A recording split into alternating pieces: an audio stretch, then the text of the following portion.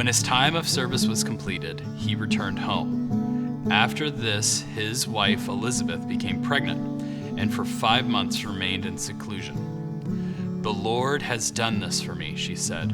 "In these days he has shown his favor and taken away my disgrace among the people."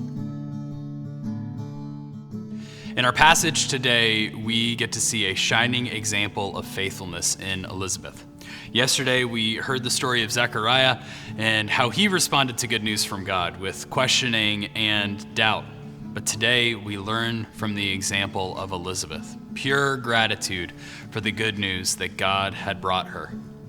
When I read this passage, I also get a certain sense of modern haughtiness towards Elizabeth. She talks about her disgrace, that she feels that she has this disgrace of not having had a child. But then when I read the passage again, of course this saint knows more than I do.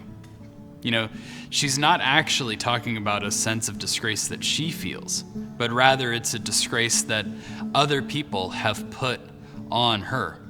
You see, Elizabeth knows that she's more than just the child that she bears or what other people think of her. She knows that she is a child of God. This reminds me of some of the kids and students I've been able to work with during my time here at this church as a part of this church family. I've been able to see the really shining example of confidence that is a 4-year-old in a Halloween costume on July 4th. Been able to see the confidence of a middle school student trying something new, maybe a new hat, or coming to student ministry for the very first time. That kind of confidence is so encouraging to me because we lose that as adults, don't we? We start listening to the crowd. We start thinking that we are what other people think, and we forget whose we are.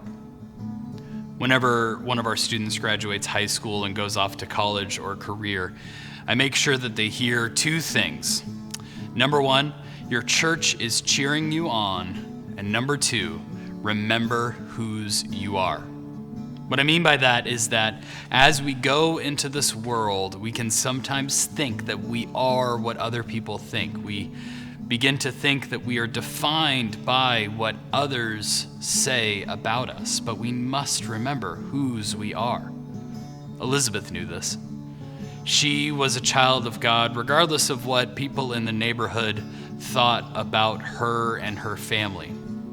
We are children of God, regardless of what car we drive, what job we have, or how many presents we put underneath the tree. And so in this season of Advent, preparing our hearts for the gospel message of Jesus coming and dwelling among us, may we remember whose we are.